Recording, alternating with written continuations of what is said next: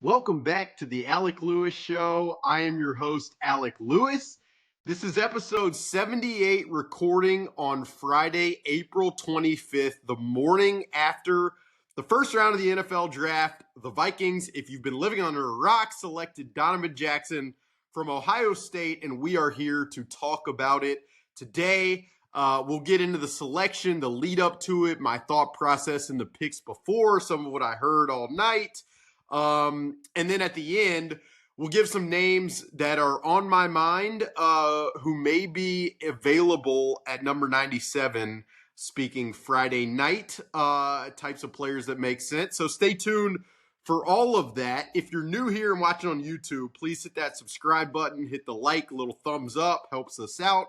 If you're listening wherever you get your podcast, you can follow us, rate, review, do all of the good stuff that we are always grateful for. This show, as always, is presented by First Resource Bank. I believe some of the people who run the thing they were so locked into this draft. They were out at the draft party at US Bank Stadium, listening to PA and Ben Lieber and Aaron Jones and Andrew DePaula and all the good folks over downtown. But First Resource Bank is a member FDIC bank in the local area. They've got branches all over the place. Their online banking platform is the easiest that I've used in my short time as a person who needs a bank. And just really good people. They know what they're doing.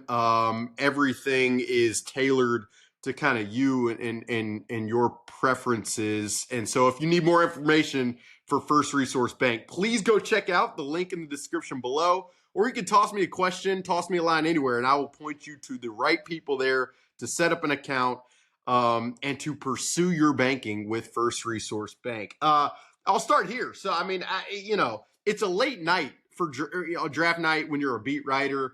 I spend time at the facility. So I was out in Eagan at TCO Performance Center. They gave us a nice dinner spread last night. There was some...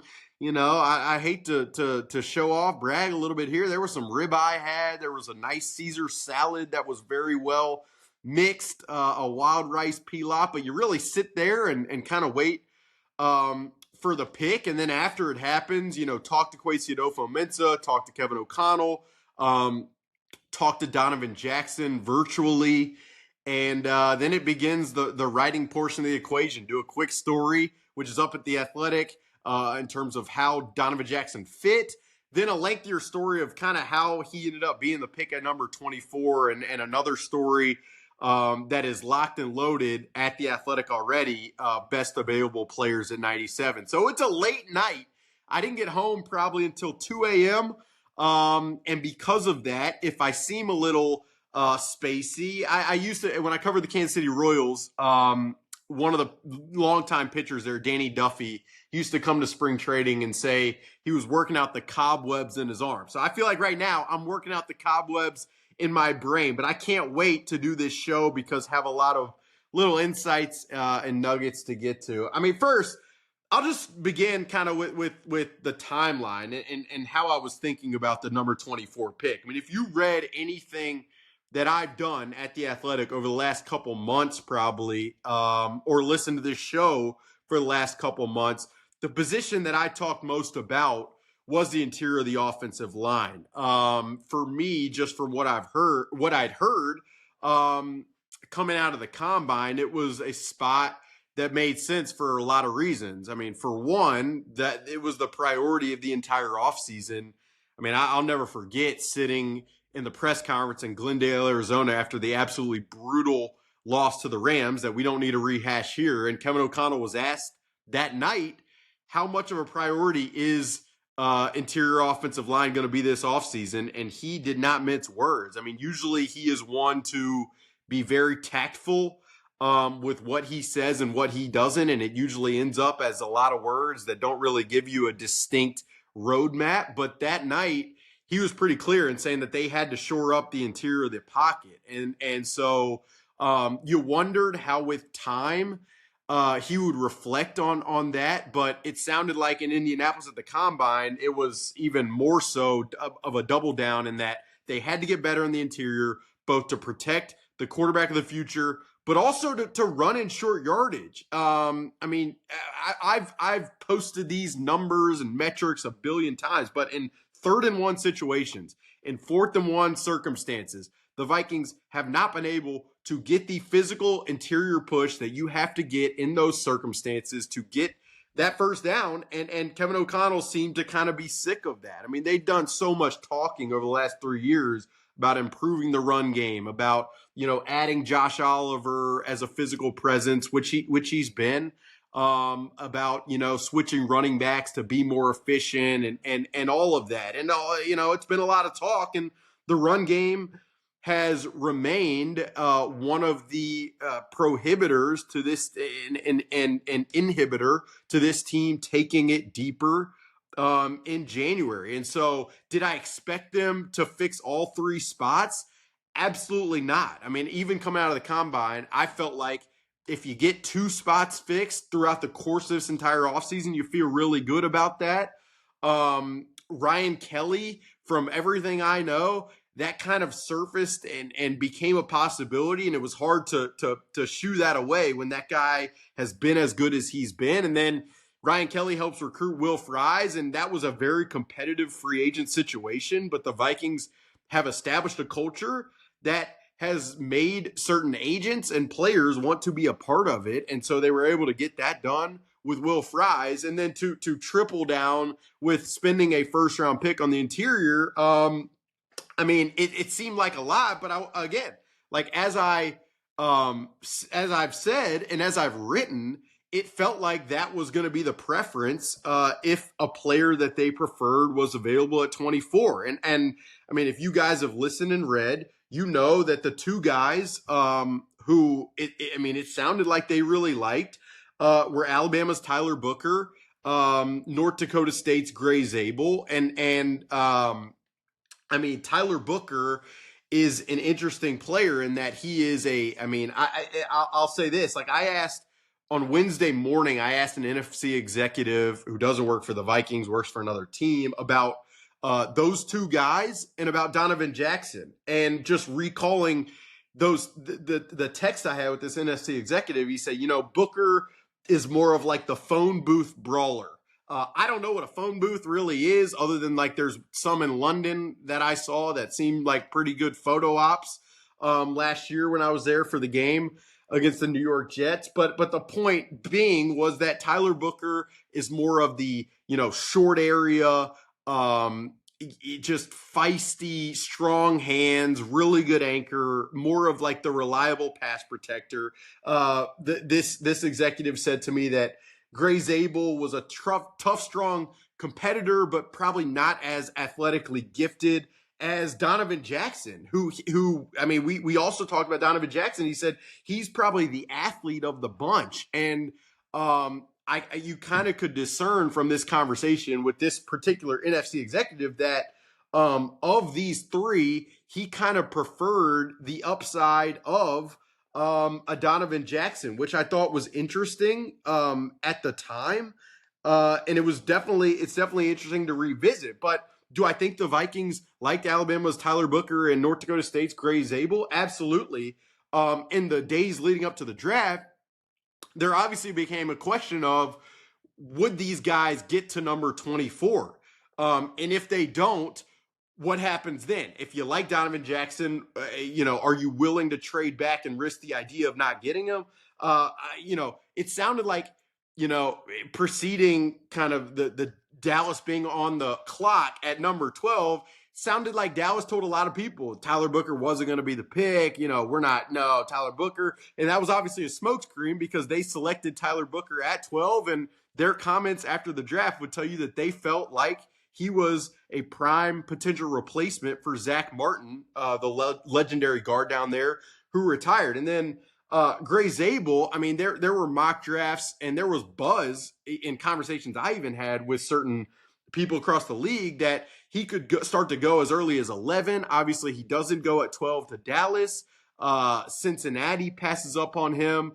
I expected, I heard multiple times that Pittsburgh really liked Gray Zabel. So entering the draft, TCO Performance Center on Thursday night, it was hard for me to believe that Gray Zabel was going to get past number 21 to Pittsburgh. Obviously, one of the other popular predictions from folks was that the Seahawks and John Snyder and their general manager and their team over there, knowing that they need to fortify their offensive line for Sam Darnold, that they were going to probably be of interest in Gray Zabel, and Seattle takes Gray Zabel at 18. And so, I mean, again, you're sitting there kind of in TCO Performance Center trying to assess, okay, so these two guys who it sounds like the Vikings really liked are off the board. Now what? It was always difficult for me to get a read on trade back. I mean, there was part of me in conversations that I had where it sounded like, of course, if this team can either enhance their amount of draft capital, having only 4 picks because of the moves they made last year in the draft, that they'd be interested in doing that. It also sounded like they were interested in potentially swapping to where they could get higher on day 2 and potentially higher on day 3. But obviously, in doing that, they would probably have been passing up or risking the chance that the player they coveted at 24 would not be there. And so it was always difficult to assess, they might want more picks. They might want better draft position on day 2 or day 3, but it still was always difficult to envision them passing on an immediate impact player for a bunch of reasons, one of which is they're spending $320 million on this team and have a ton of older veterans. And so to not maximize this iteration of what they can do in 2025 was always difficult. That's why in my final mock draft, I didn't want to trade back to 33 or 34 because, again, at that point, you'd probably be risking on an immediate impact talent. As Gray Zabel goes off the board at 18, I mean, then it starts to become a question of, okay, what's the next best option? Like I've talked a lot about all of these guys, but Texas's Jahdae Barron was a cornerback who fits Brian Flores' system perfectly, and had Byron Murphy Jr. not re-signed with this team, Barron, it would have been probably very tough to see Jahdae Barron go off the board at number 20 to the Denver Broncos. Had he gotten to 24, I mean, it would have been interesting to see what the Vikings would have done. Derek Harmon, Oregon's Derek Harmon, defensive tackle, has the requisite versatility and play strength and pass rush ability and all of that Brian Flores seeks. So had Pittsburgh ends up taking him at 21, but had he gotten to 24, that would have been interesting too. I will say on Derek Harmon, and I said this on the radio Thursday morning with Paul Allen, but it sounded like he had, there was some lingering shoulder stuff that he's dealt with for a long time that raised questions for certain teams.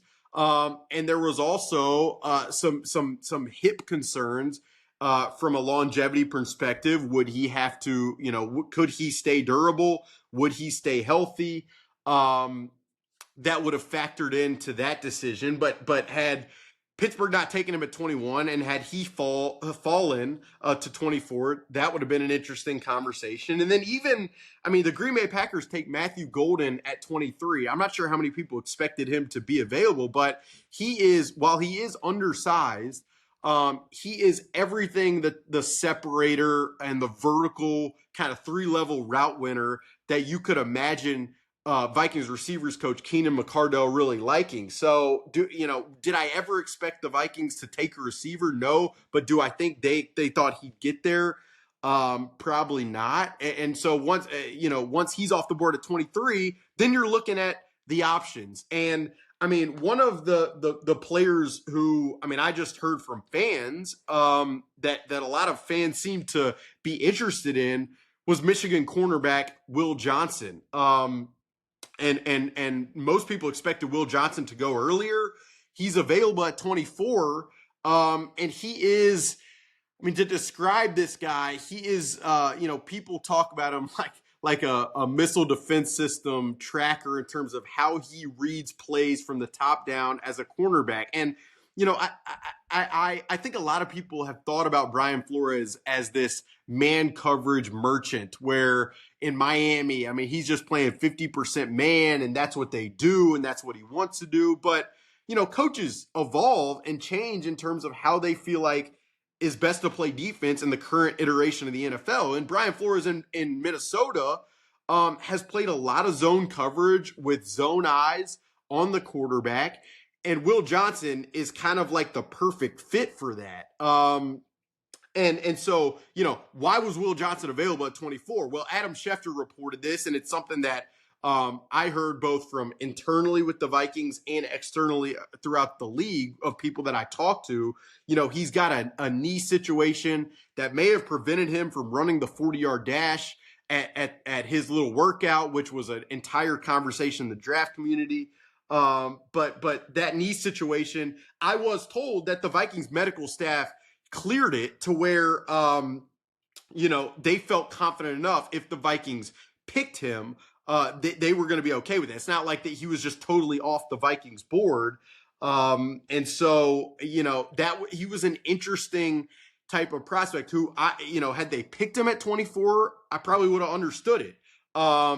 You know, not picking him at 24 to me tells me that there was more comfort within all of the decision makers in the draft room, that interior offensive line and a guy of Donovan Jackson's kind of stature, his makeup, his athleticism, that was overwhelmingly the spot that the, you know, the decision makers in the Vikings draft room felt comfortable with. I mean, there's no question that Kevin O'Connell, in talking after the selection, it was pretty clear that he had a very high opinion of Donovan Jackson in the lead up to this entire process. And then Donovan Jackson flew to Minnesota for a top 30 visit, the same way Jordan Addison did a couple of years ago. Donovan Jackson sat with Kevin O'Connell. They watched film together.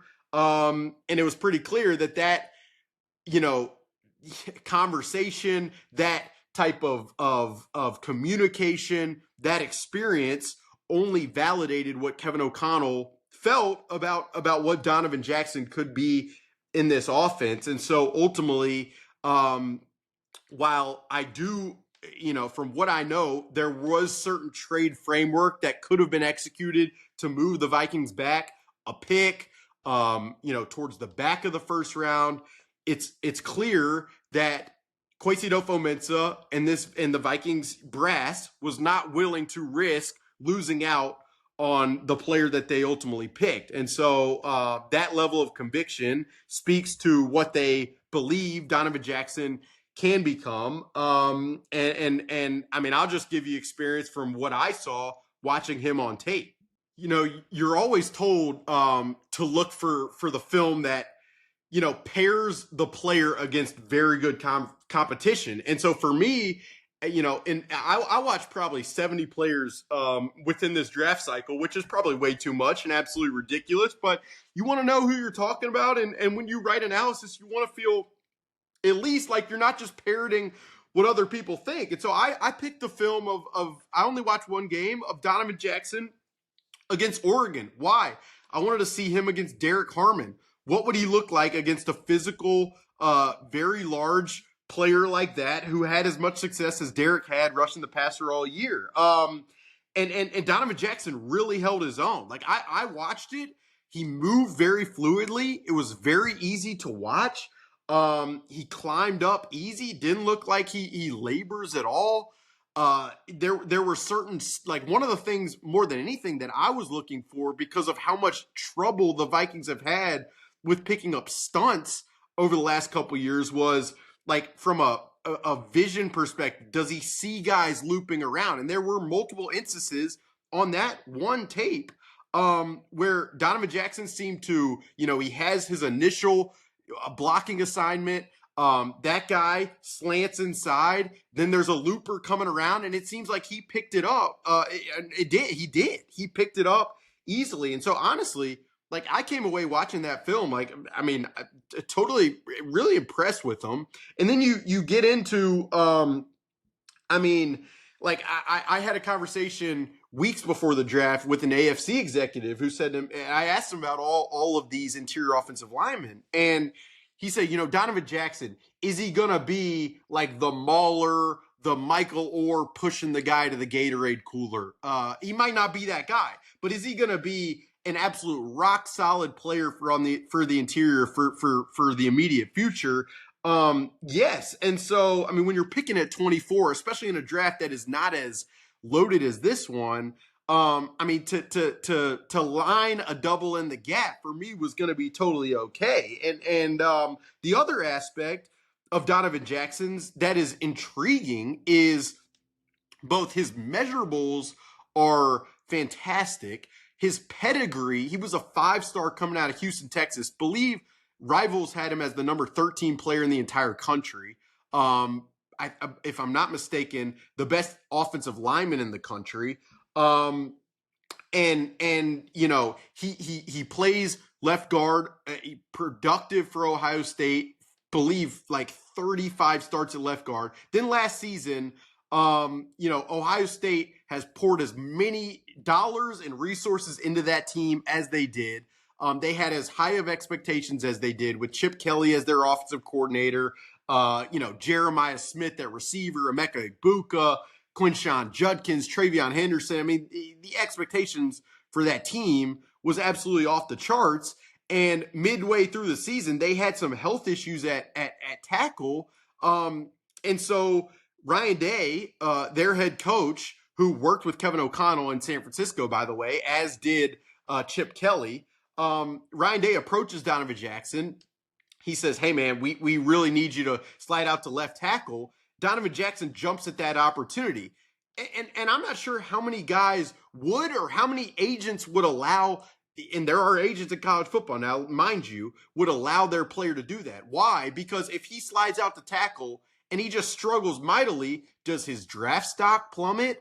And it's not like he's going up against inferior competition. His first start was against Abdul Carter. Like, hello, welcome to this new position. You're about to face the number 3 pick in the draft, who is an absolute specimen. It says a lot for a guy to be willing to do it.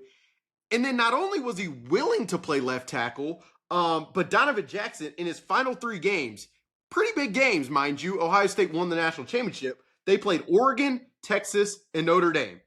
Donovan Jackson playing left tackle, a position he never played in college before this past season midway through, so he didn't have an offseason to prepare for it. He gave up 1 hurry, no sacks, no hits on quarterback Will Howard.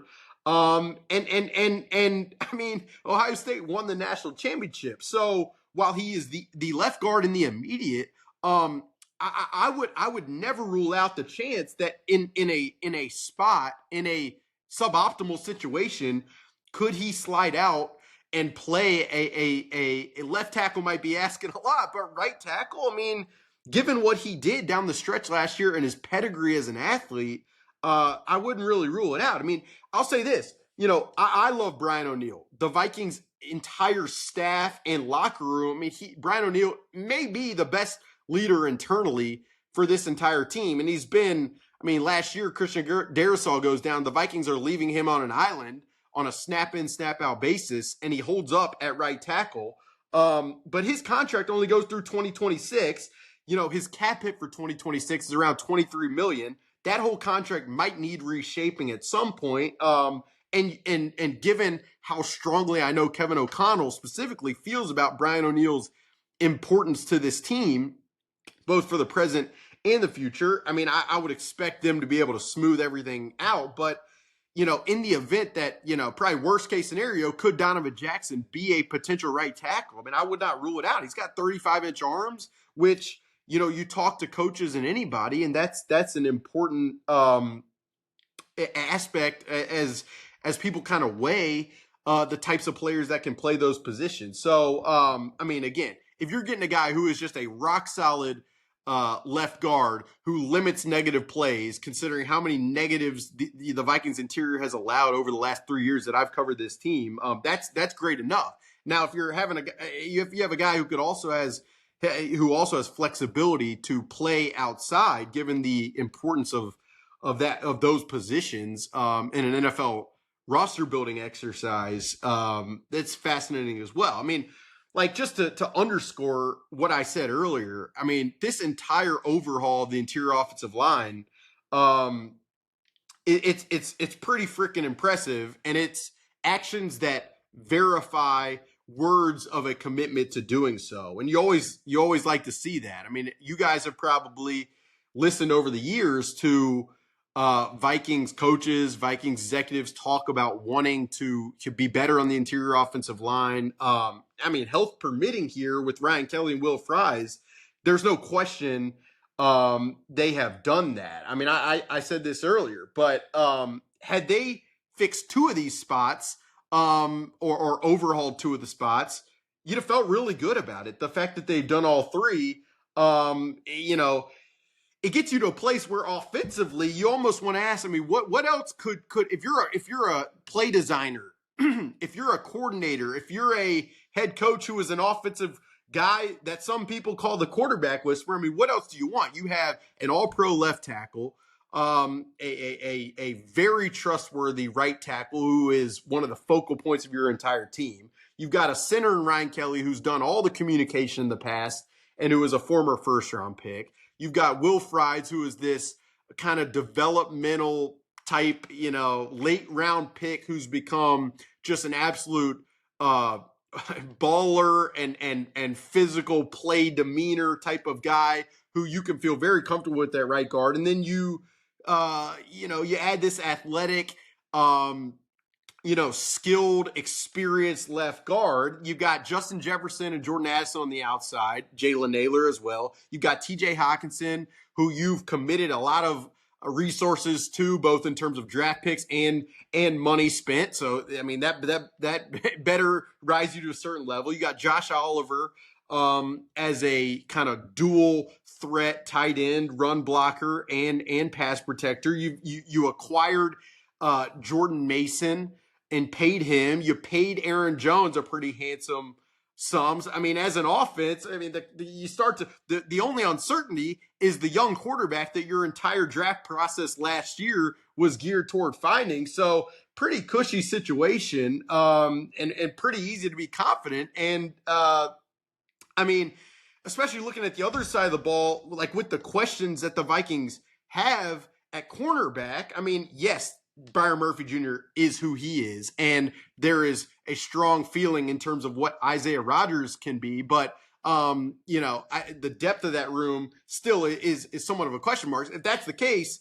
and you feel as strongly about Donovan Jackson, I mean, you put your offense in a pretty cushy situation to make this work. Kevin O'Connell said Thursday night, this is a pretty formidable group on paper, and we have to make that come to life. And so that's the charge for them. There's not like a lot of room for error, other than the fact that the quarterback is obviously an unproven player at the NFL level, but you allocated the pick you did on him. So, I mean, it's now incumbent upon Kevin and this offensive staff and JJ McCarthy to look at all of the resources that they've utilized, and really make it work in a competitive division. And I can't wait to see how things look, because it's felt like over the last 3 years, oftentimes that the Vikings have been, I mean, obviously they've been as explosive as they've been in the passing game, but it's felt like they're always kind of massaging their plan and their approach based upon not feeling full trust in that interior. So now that you hopefully could feel as convicted in what that group is giving you at the point of attack, I mean, what's possible to me, that's a fascinating thought experiment. It's something that I can't wait to watch come training camp and come games beginning later this fall. To segue a little bit, I'm going to give you guys 3 names for Friday night who I want you to watch. Right now, the Vikings only have number 97, which is very late in the 3rd round, which means we're going to be waiting a long time unless some shenanigans happen to climb up. But 3 names for me who I just want you to remember as the Vikings are on, in the lead up to the Vikings being on the clock and when the Vikings are on the clock. All right, here are the names, and we'll go one by one. The first one to keep an eye on is Shamar Turner. He is a defensive tackle from Texas A&M. Really competitive to the point of maybe overly competitive player. He was flagged a lot in college, but violent with his hands. The type of interior defender who Brian Flores would absolutely love to be able to move all across the line of scrimmage. Now, do I expect Shamar Turner to get to 97? I absolutely do not. Is he going to get out of the second round even? It's a very worthwhile question. And then if the Vikings were to draft an interior defensive lineman, I mean, then what happens with that room? I wrote this last night, but the Vikings right now have Jonathan Allen in the interior defensive line room, Javon Hargrave, Harrison Phillips, Jalen Redmond, Levi Drake Rodriguez, and Taki Taimani. That's 6 players. To add another interior defender, does that mean you got to let go of one? Do you want to let go of a guy you believe in the development in Levi Drake Rodriguez, who you picked? How about Taki Taimani? I mean, in spurts last year, he was a very stout run defender. Jalen Redmond, you guys know because you read and listened. I mean, that he assumed a pretty meaningful role kind of down the stretch. So, I mean, the Vikings extended Harrison Phillips a couple seasons or before this past season. I'm going to look this up while I have you guys. But if they were to part ways with him, I mean, he's been a leader in the locker room, so that would be interesting. And I mean, moving off of him as a post-June cut, you're only saving $1 million on the cap, and you're assuming close to $9 million of dead money. I mean, that's it's not the most optimal kind of roster probably construction approach, but if you were to draft an interior defender, it's an interesting question. The next name I want to give you is Georgia's Tyrion Ingram-Dawkins. He is also kind of an interior defender, but I would almost try to think about him more as like the Patrick Jones, where he's kind of an edge player, but he can slide inside and play and give you some pass rush kind of juice. I mean, it would be, in 5 down fronts to imagine Jonathan Grenard, Andrew Van Ginkel, Javon Hargrave, Jonathan Allen, and Tyrion Ingram-Dawkins. I mean, you're talking about some horses coming at you for if you're the opposing offensive line. Tyrion Ingram-Dawkins was a 4-star coming out of high school. He goes to Georgia. He never really produced at the level that people down there probably hoped he would. But would his versatility and Brian Flores and Marcus Dixon, the D-line coach, believe that they could, maximize what he could be? I think so. And so he's a name to keep an eye on. And then the third one, I'd say Noah Williams, cornerback from Cal.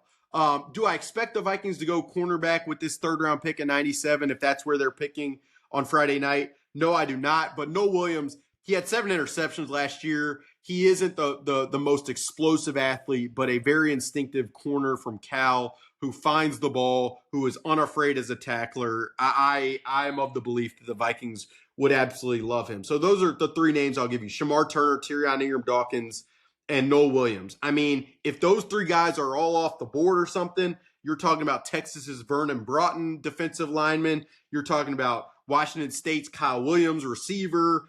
Maryland's Ty Felton, receiver.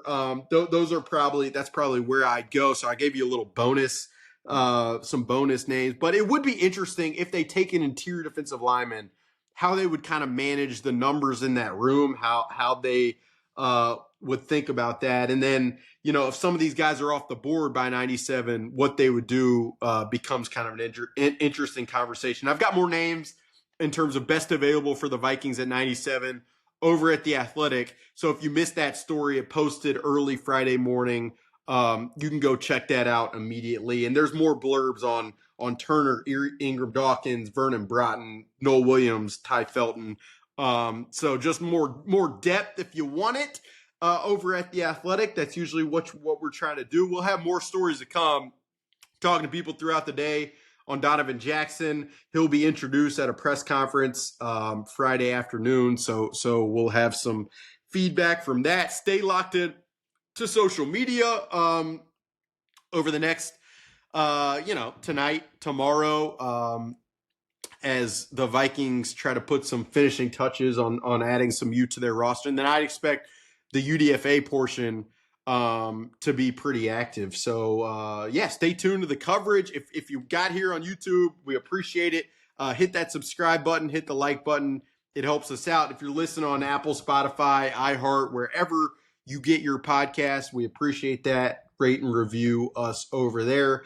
We'll be back probably over the course of the weekend with some of the final thoughts on what happened, but hope this gave you a pretty good feel of, how the Vikings ended up with Donovan Jackson at 24, what to think of it, some insights from people throughout the league, and then some players to look for as you tune in Friday night for the big wait. As you probably, pair it with the Wolves-Lakers game. Hopefully the Wolves get off the schneid and get back in front in what will be an absolutely electric atmosphere at Target Center. But appreciate you guys being here. Always appreciate First Resource Bank for their support. We will talk to you guys very, very soon. Stay locked in for all the draft coverage. That'll do it for episode 78 of the Alec Lewis Show.